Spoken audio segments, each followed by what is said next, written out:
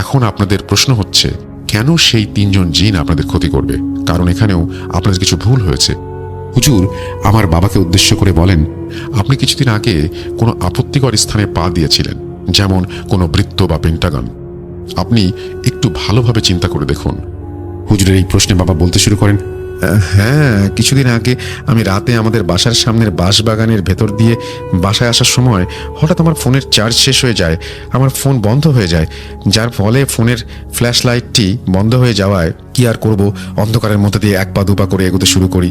হঠাৎ আমার পা পিছলে যায় এবং বিষয়টা আমি ভালো করে লক্ষ্য করার জন্য যখন নিচের দিকে তাকাই, চাঁদের আবছালোয় আমি দেখতে পাই সাদা পাউডারের মতো কিছু দিয়ে একটা বৃত্ত আঁকা, যার মধ্যে আমার পা পড়েছে।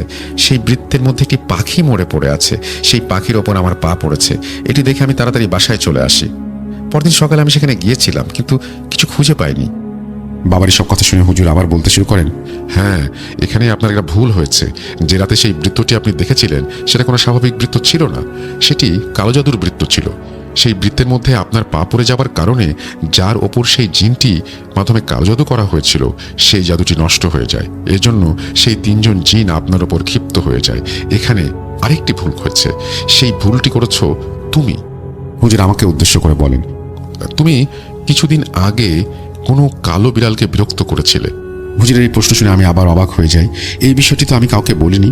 আমি প্রায় সময় রাতে খাবার খেয়ে ঠিক 10টার সময় বাসা থেকে বের হতাম একটু হাঁটাহাঁটি করার জন্য। এমনি একদিন আমি বাসা থেকে বের হই, আমাদের বাসার সামনের বাগানের ভেতর দিয়ে আসার সময় দেখি একটা কালো বিড়াল বসে আছে ঠিক রাস্তার মাঝামাঝি।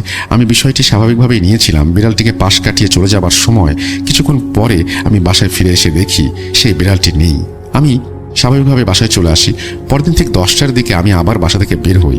আজও দেখি সেই বিড়ালটি বসে আছে রাস্তায়, কিন্তু সেই বিড়ালটি আমার পথ আগলে বসে আছে। আমি জানি না, আমার কেন যেন মনে হচ্ছিল এটি কোনো স্বাভাবিক বিড়াল না।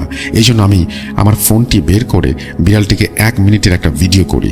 এরপর সেই বিড়ালটি পাশ কাটিয়ে সামনের দিকে চলে যায়। এইবারও ফিরে দেখি সেখানে বিড়ালটি নেই। আমি স্বাভাবিকভাবেই বাসায় ফিরে আসি। বাসায় ফিরে এসে আমি সেই বিড়ালটির ভিডিও দেখি। আমি অবাক হয়ে যাই, কারণ সেই বিড়ালটি প্রায় 1 মিনিটের ভিডিও আমি করেছিলাম, কিন্তু এখন দেখি সেই বিড়ালটির ভিডিও মাত্র কয়েক সেকেন্ড হয়েছে। এই বিষয়টি আমি কোনোভাবে মেনে নিতে পারছিলাম না।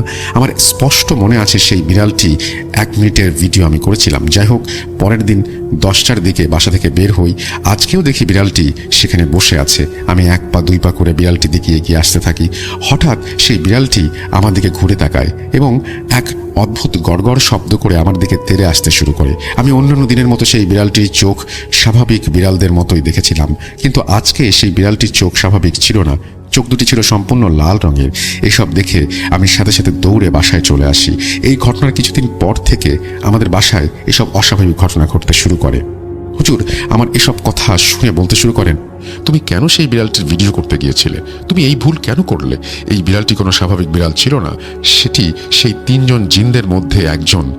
হ্যাঁ, যাই হোক, আপনাদের এই সমস্যা আল্লাহ তাআলা চাইলে খুব তাড়াতাড়ি ঠিক হয়ে যাবে। ও হ্যাঁ, আমি জাফরানের কালি দিয়ে এই প্লেটটিতে বিভিন্ন আয়াত লিখে দিলাম। এই প্লেটটিতে লেখা আয়াতগুলোর ওপর অল্প অল্প করে পানি ঢেলে দেবেন।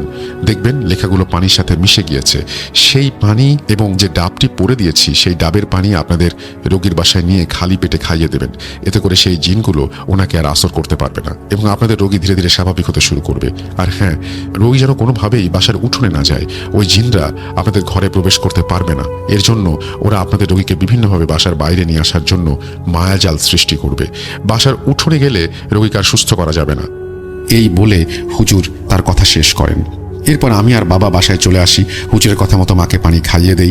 সারাদিন আর কোনো সমস্যা না হলেও আসরের নামাজের পর হঠাৎ একটি অদ্ভুত সমস্যা শুরু হয়। আমি এবং মা বিছানায় বসেছিলাম। হঠাৎ করে মা বলে ওঠেন, তোর মামা কবে আসলো? তোর মামা এসেছে, তোরা আমাকে জানালিও না। মা, তুমি এসব কি বলছো? মামা এখানে কোত্থেকে আসবে? মামা বাংলাদেশে আসেনি, মামা তো ইন্ডিয়া। দেখ দেখ, তুই মিথ্যা বলবি না। ওই যে উঠোনের গাছের পাশে তোর মামা দাঁড়িয়ে আছে, ও আমাকে ডাকছে, কিন্তু ভিতরে আসছে না কেন? এই বলে মা বিছানা থেকে উঠে বাড়ি যেতে শুরু করে। মার এরকম আচরণ দেখে আমার আর বুঝতে বাকি রইল না কি হয়েছে। সেই শয়তানগুলো বাসায় প্রবেশ করতে না পারায় মায়াজাল তৈরি করেছে। এইভাবে বাইরে ডাকছে মাকে। আমি 1 সেকেন্ড দেরি না করে মামাকে ভিডিও কল দিয়ে মাকে দেখাই। বুঝতে পারেন মা কি ঘটেছে। এরপর হুজুরের কথা মতো মাগরিবের নামাজের পর তার সাথে করে একটা পলিথিনে কিছু একটা নিয়ে আমাদের বাসায় আসেন। বাসায় এসে তিনি মার সাথে প্রথমে বিভিন্ন কথা বলেন। এরপর আমাকে একটি কাগজ